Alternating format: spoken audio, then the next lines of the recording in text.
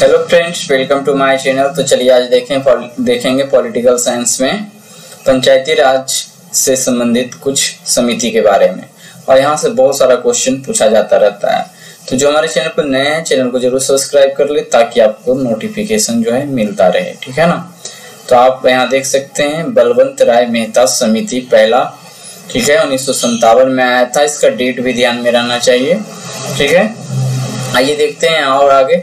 योजना आयोग द्वारा नियुक्त इस समिति का प्रमुख उद्देश्य उन कारणों का पता करना था जो सामुदायिक विकास कार्यक्रमों की संरचना एवं कार्य प्रणाली की सफलता में बाधक थी। इस समिति की प्रमुख अनुशंसाएं निम्नवत थी, मतलब मांग क्या था देखते हैं। कार्य लोकतांत्रिक विकेंद्रीकरण एवं सामुदायिक विकास कार्यक्रम को सफल बनाने हेतु पंचायती राज व्यवस्था को शीघ्र प्रारंभ किया जाना चाहिए, ठीक है। पंचायतों की त्रिस्तरीय संरचना होनी चाहिए और वो कौन कौन सी होनी चाहिए। ग्राम स्तर पर ग्राम पंचायत, मध्यवर्ती स्तर पर ब्लॉक पंचायत या पंचायत समिति और उच्चतम स्तर पर जिला परिषद। सरकार का इसमें न्यूनतम हस्तक्षेप हो और वह केवल निरीक्षण, मार्गदर्शन एवं उच्च स्तर की योजना बनाने तक ही स्वयं को सीमित रखे। उक्त सिफारिशों को स्वीकार करने हेतु केंद्र सरकार ने राज्यों को स्थानीय स्वशासन की संस्थाओं की स्थापना हेतु प्रेरित किया। आगे थोड़ा सा इसमें और है जो देख लेते हैं, फिर अशोक मेहता समिति क्या था वो हम देखेंगे। अब इसमें देखेंगे सर्वप्रथम 2 अक्टूबर 1959 को राजस्थान के नागौर जिले में जवाहरलाल नेहरू द्वारा त्रिस्तरीय पंचायत का गठन किया गया। तो यहाँ से क्वेश्चन ये ऑब्जेक्टिव में आपका प्रीलिम्स में आते रहता है। फिर इसके बाद 11 अक्टूबर 1959 को आंध्र प्रदेश के महबूब जिले में यह व्यवस्था आरंभ की गई। पुनः वर्ष 1960 में तमिलनाडु में, कर्नाटक में और असम में एक साथ। फिर 1962 ईस्वी में महाराष्ट्र में और 1963 ईस्वी में गुजरात में तथा 1964 में पश्चिम बंगाल में यह व्यवस्था लागू की गई। कालांतर में प्रदेश कहने का मतलब यहाँ भारत के, ठीक है ना, लगभग सभी भागों में इस व्यवस्था को लागू कर दिया गया है। अशोक मेहता समिति 1977, ये 20 साल बाद आया, ठीक है ना। तो दूसरा नंबर पे अशोक मेहता समिति को रखना होगा। 13 सदस्यीय अशोक मेहता समिति का गठन पंचायती राज व्यवस्था में उत्पन्न कमियों को दूर करने के लिए किया गया था, ठीक है। इसने निम्नलिखित अनुशंसाएं की। पंचायतों की संरचना द्विस्तरीय हो, जिसमें प्रथम स्तर पे मंडल पंचायत जिसमें 15 से 20 गांव शामिल हो तथा द्वितीय स्तर पे जिला परिषद हो। नगर पंचायत का गठन किया जाए। पंचायतों का कार्यकाल 4 वर्ष हो। पंचायतों में दलीय आधार पर चुनाव हो। पंचायती राज संस्थाओं को संवैधानिक स्वरूप प्रदान किया जाना चाहिए। पंचायत हेतु पृथक वित्त आयोग की व्यवस्था हो, ठीक है। थोड़ा और देखते हैं एक लाइन, फिर देखेंगे पीके राव समिति करा है। अनुसूचित जातियों व जनजातियों को उनकी जनसंख्या के आधार पर प्रतिनिधित्व प्राप्त हो। तो पीके राव समिति 1985 में आया था, ठीक है। अब आते हैं कि इस समिति का प्रमुख उद्देश्य निर्धनता उन्मूलन कार्यक्रमों एवं ग्रामीण विकास से संबंधित प्रशासनिक ढांचे की समीक्षा करना था।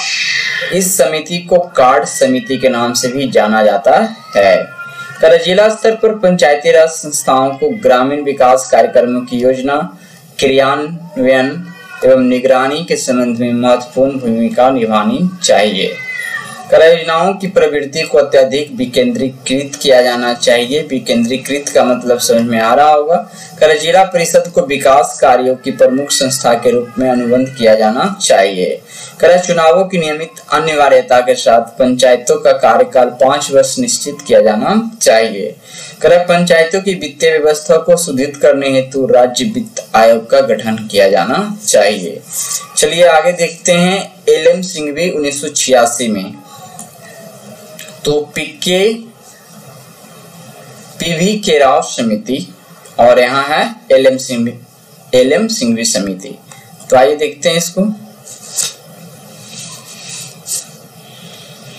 LM सिंघवी समिति 1986 करा वर्ष 1986 में ग्रामीण विकास मंत्रालय ने पंचायती राज व्यवस्था के सुधार के लिए एक अवधारणा पत्र प्रस्तुत करने हेतु इस समिति का गठन किया था। इसने नवंबर 1986 में अपनी रिपोर्ट प्रस्तुत की, जिसके प्रमुख प्रावधान निम्न थे। तो देखते हैं क्या क्या था।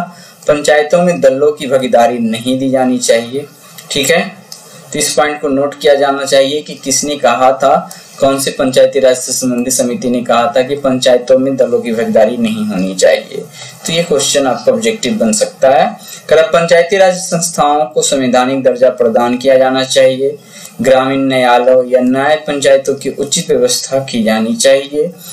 ठीक है, पंचायतों के चुनाव को निष्पक्ष रूप से एवं नियमित अंतराल पर कराने के लिए राज्य के मुख्य निर्वाचन अधिकारी को उत्तरदायित्व दिया जाना चाहिए। प्रत्येक पंचायतों की समस्याओं एवं विवादों के निपटान हेतु पंचायत राज अधिकरण की स्थापना की जानी चाहिए। तो ये भी ध्यान में रखना है। केंद्र सरकार प्रत्येक राज्य हेतु एक राज्य वित्त आयोग का गठन करे, ये भी बोल रहा है, पिछले वाले में भी देखे थे, जो पंचायतें हेतु प्राप्त वित्तीय व्यवस्था सुनिश्चित कर सके। पंचायतों की आर्थिक सुदृढ़ता हेतु उन्हें करारोपण की पर्याप्त शक्ति प्रदान की जानी चाहिए और प्रत्येक प्रशासनिक अधिकारी को ग्रामीण विकास प्रशासन में कार्य करने का अवसर निश्चित रूप से दिया जाना चाहिए। अब देखेंगे पीके थुंगन समिति के बारे में। आइए देखते हैं पीके थुंगन समिति। कह रहा है पीके थुंगन समिति 1988।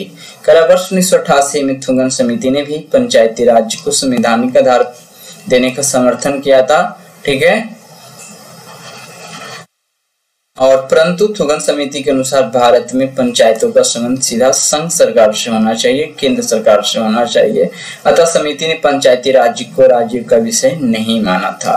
ठीक है, अतः इस समिति ने क्या है, पंचायती राज को राज्यों का विषय नहीं माना था। तो ये क्वेश्चन उठ सकता है, किसने ऐसा प्रस्ताव रखा, तो पीके थुंगन समिति। थुंगन समिति की सिफारिशें निम्नलिखित है। त्रिस्तरीय पंचायती राज को संवैधानिक अधिकार आधार दिया जाए। ठीक है, ये नीचे रहना चाहिए। आइए, पंचायती राज में महिलाओं, अनुसूचित जाति व जनजाति और अन्य पिछड़ा वर्ग को आरक्षण दिया जाए। प्रत्येक राज्य में वित्त आयोग स्थापित किया जाए। एक नियोजन तथा समन्वय समिति प्लानिंग एंड कोऑर्डिनेशन कमेटी बनाई जाए, जिसका अध्यक्ष राज्य नियोजन मंत्री होगा तथा जिला परिषदों के अध्यक्ष इस समिति के सदस्य होंगे।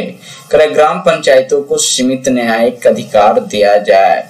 पंचायतों का कार्यकाल 5 वर्ष हो, तथापि राज्यों के अनुसार कम भी हो सकता है, परंतु यह किसी भी दशा में 3 वर्ष से कम नहीं होगा, ऐसा कहा था पीके थुंगन समिति ने। आइए पीके थुंगन का उप समिति की बात कर लेते हैं। पीके थुंगन उप समिति 1988 में आया था। ठीक है ना। वर्ष 1988 में क्रमिक मंत्रालय से संबंध संसदीय समिति ने जिला योजना पद्धति पर विचार विमर्श एवं सुझाव देने हेतु पीके थुंगन की अध्यक्षता में एक उप समिति का गठन किया गया था। इसकी प्रमुख सिफारिशें निम्न हैं। पंचायतों को संवैधानिक दर्जा प्रदान किया जाए। अनिवार्य चुनाव व्यवस्था के साथ साथ पंचायतों का कार्यकाल 5 वर्ष निर्धारित किया जाए। जिलाधिकारी को जिला परिषद का मुख्य कार्यकारी अधिकारी बनाया जाए। पंचायतों को सुदृढ़ वित्तीय व्यवस्था हेतु राज्य वित्त आयोग का गठन किया जाए। ठीक है, थोड़ा सा एक और है, बीएन गाडगिल समिति 1988 में भी आया था। इस समिति का गठन कांग्रेस पार्टी के भीतर किया गया था, जिसे विभिन्न समितियों की रिपोर्ट पर विचार करते हुए पंचायती राज कार्यक्रम के संबंध में सिफारिशें देनी थी। ठीक है, तो हमने यहाँ देखा 5-6 इंपोर्टेंट समितियां, और भी 1-2 समिति है, बट उसको मैंने यहाँ पे लिया नहीं है। ठीक है, तो आज की वीडियो में इतना ही। अभी पंचायती राज समिति से चलेगा, लेकिन वीडियो पंचायती राज समिति से 2 से 3 दिन के बाद रहेगा दोस्तों। बीच में और भी दूसरा वीडियो आते रहेगा।